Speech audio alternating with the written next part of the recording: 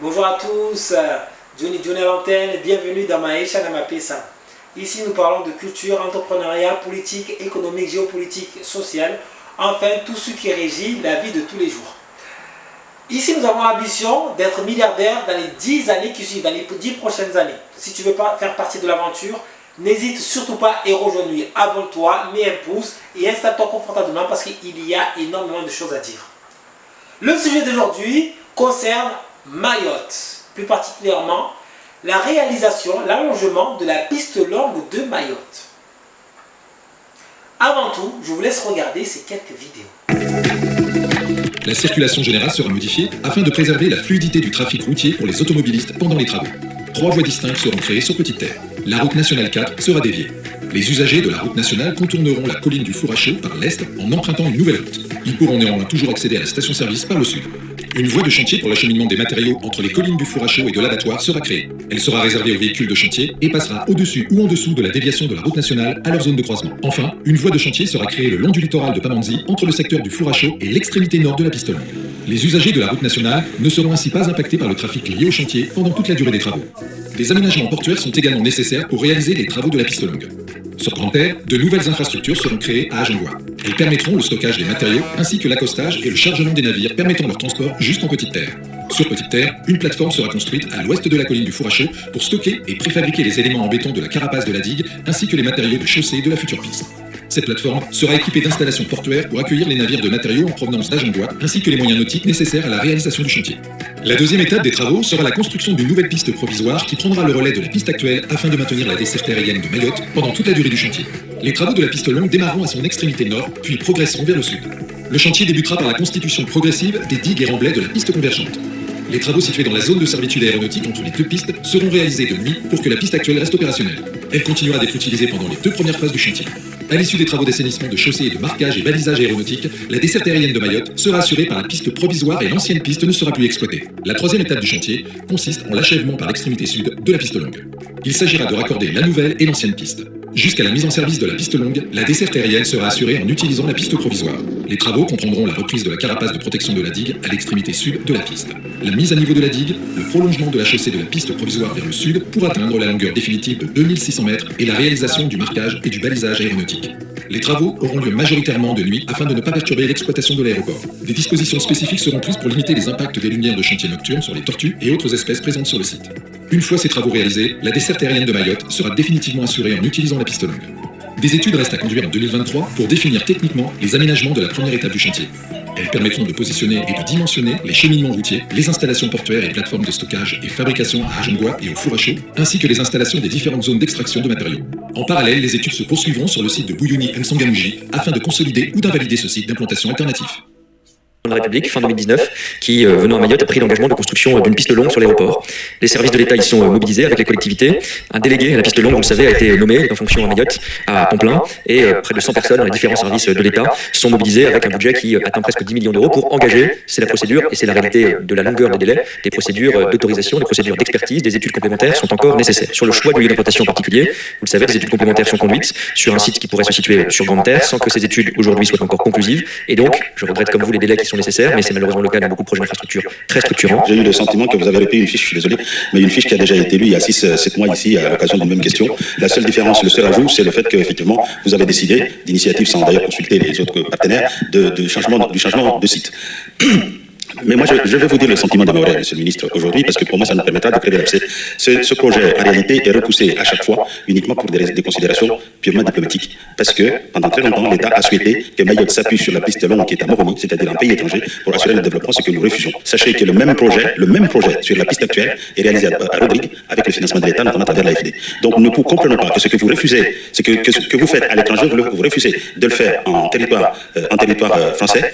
J'ajoute que ce que nous refusons de faire ici, demain, quand on voudra le faire, parce que Mayotte c'est la France, on ne veut pas le faire parce qu'on a peur de Moroni, parce qu'on ne veut pas qu'il ramène les Russes, sauf que dans 10 ans, dans 15 ans, ce sont les Russes qui seront aux Comores, et là nous aurons du mal, effectivement, nous chercherons à nous imposer, mais on aura du mal. Monsieur le député, qu'il n'y ait aucune ambiguïté, vous avez rappelé le caractère stratégique et même souverain sur le territoire mahorais, sur le territoire français d'une piste longue, elle se fera. En tout cas, pour justifier notre sommeil. Et donc nous avons, ce que nous avons dit au mois de septembre dernier, qu'il y a un site sur Bouyouni M'Sangamouji qui effectivement peut être intéressant pour l'implantation de la piste longue. Donc un nouvel aéroport. Donc un nouvel aéroport qui viendrait se substituer sur Petite Terre. Ensuite, Voilà, tout tout à fait, parce que compte tenu du volume de trafic, le volume de trafic ne justifie pas 2 aéroports sur Mayotte. Donc, toutes les études ont été entamées sur ce site alternatif de Bouyouni-Msangamouji et seront terminées, toute la définition technique sera terminée fin 2023. C'est-à-dire que fin que ce soit pour l'un ou l'autre. Exactement, c'est-à-dire que fin 2023, nous aurons des définitions techniques complètes sur les 2 sites.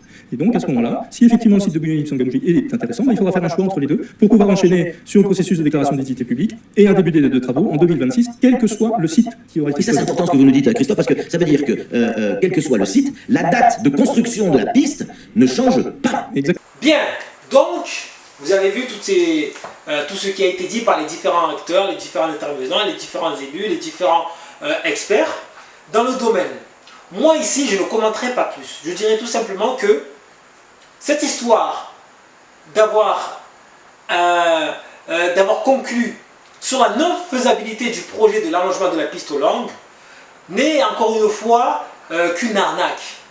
C'est une arnaque parce que attendre 40 ans, faire 40 ans d'études pour pouvoir conclure, pour pouvoir dire si oui ou non on peut construire une digue est constructible et faisable ou pas, pour moi, c'est tout simplement nous prendre pour des abrutis finis. Nous donner aucune considération. Et je résumerai tout ça en un seul mot. Mépris. Ce n'est que du mépris. Encore une fois, l'État français, le gouvernement français, le gouvernement actuel, parce que tous les gouvernements qui se sont succédés n'ont fait que ça, mépriser Mayotte.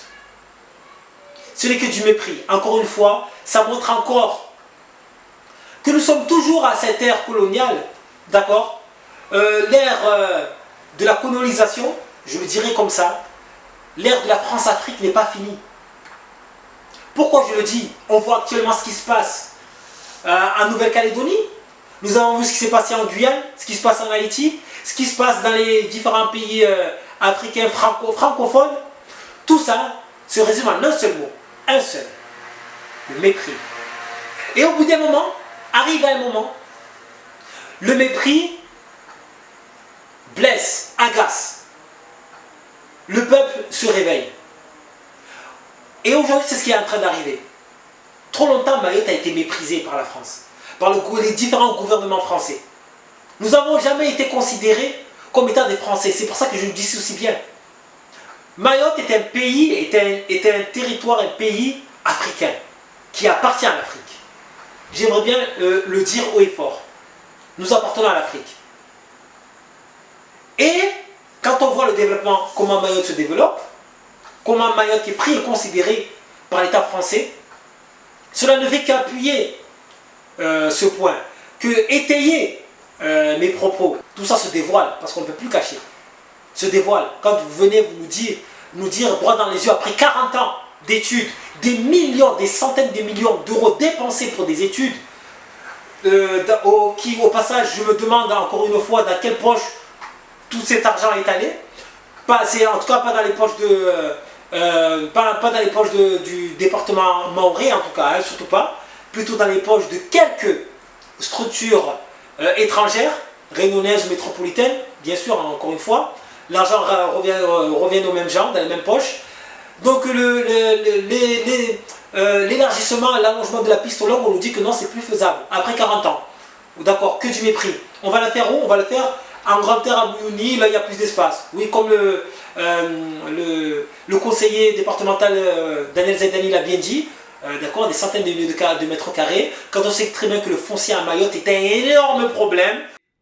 Vous dites que vous voulez faire cette piste en grande terre, je dis simplement qu'il nous faut au moins 10 ans pour la faire et que les moyens financiers et la première pierre doivent être clairement connus et dégagés et posés avant la fin du mandat d'Emmanuel Macron. Parce que si les travaux ne commencent pas en 2025, voire 2026, comme l'avait annoncé, je le rappelle, monsieur chargé de mission, monsieur Masson, qui nous avait affirmé, alors que moi j'étais très sceptique, qui nous avait affirmé que ce soit Pamandzi ou que ce soit Msangamouji, la piste commence, les travaux commenceront en 2026. Maintenant, le gouvernement est face à son destin. Nous savons déjà que c'est un gouvernement qui a une vérité légère, mais là, la preuve sera définitive. Moi, ce que j'attends, encore une fois, c'est que il y a un risque de submersion maritime sur la piste. Elle prévaut également pour les habitants de Pamandzi. Il faut protéger cette population. Parce qu'il y a une multitude de propriétaires qu'il va falloir faire signer des documents, trouver des accords, s'arranger. Et le temps de mettre en place tout ça, ça va prendre des années. Parce qu'on sait très bien que l'administratif français ne brille pas par sa rapidité. Hein. On le sait très bien, ça va traîner en longueur. Tout ça, ce n'est qu'un lobby, encore une fois, un lobby qui est mis en place. D'accord, des pressions. Air Austral est toujours derrière tout ça, bien évidemment. Mais pas seulement. C'est géopolitique, on le sait bien. Géopolitique, oui. Mansour Kamadi l'a évoqué. Il nous parle du fait qu'on veut que c'est la pression est mise par rapport aux Comores.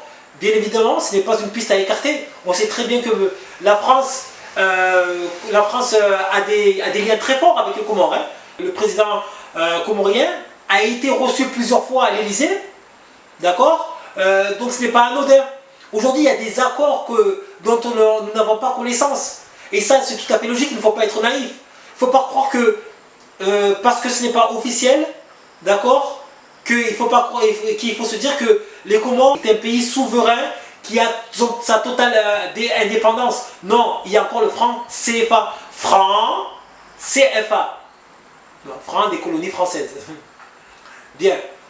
Donc aujourd'hui, quand je vois ça, bien sûr, pour toutes ces raisons, pour les raisons d'une part, comme on l'a dit, que Air Austral continue à maintenir son monopole ici, d'accord, son monopole sur Mayotte, a imposé des prix exorbitants, 30 à 40% plus cher que la normale, mais à part ça, tout va bien. Mayotte encore vache à lait, d'accord, mais à part ça, tout va bien. Maintenir Mayotte dans une dépendance aérienne, parce qu'on est enclavé, on est enfermé, parce que personne, aucune structure, aucun investisseur va vouloir venir investir à Mayotte quand tu sais que le tourisme ne peut pas se développer, vu que tu ne peux pas accueillir, d'avions plus grands, parce que je vous rappelle que c'est la raison pour laquelle on veut faire une piste longue, pour pouvoir accueillir de plus grands avions avec de plus grandes capacités, et forcément vous allez ouvrir le marché à l'international. Dit baisse automatique des prix, forcément. À côté de ça, ça va pouvoir faire marcher l'attractivité, fonctionner l'attractivité de Mayotte, bien sûr, avec le fret, etc. Le transport, on va pouvoir avoir plus de marchandises, être beaucoup plus compétitif, mais pas seulement, à pouvoir dynamiser la mobilité de toute la population de Mayotte. D'accord, parce que là, on n'est plus maintenant contraint de faire je ne sais combien d'escales.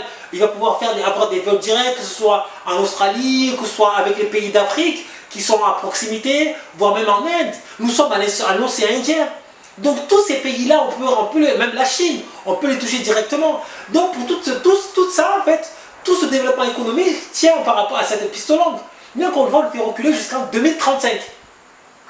2035, c'est vraiment aberrant.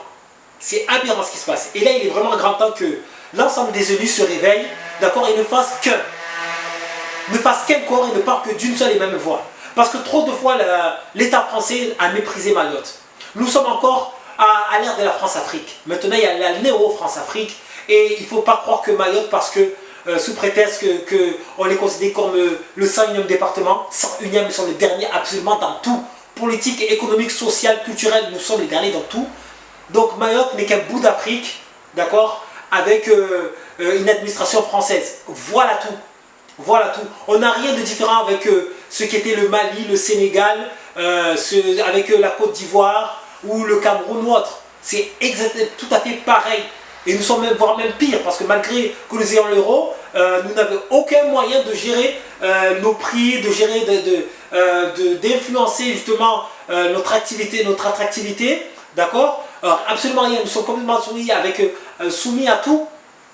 Nous sommes à la prédation des entreprises étrangères, principalement la Réunion, parce qu'il faut le savoir, hein, nous sommes sous tutelle de la Réunion, beaucoup de façon administrative, fortement administrative, même dans le privé.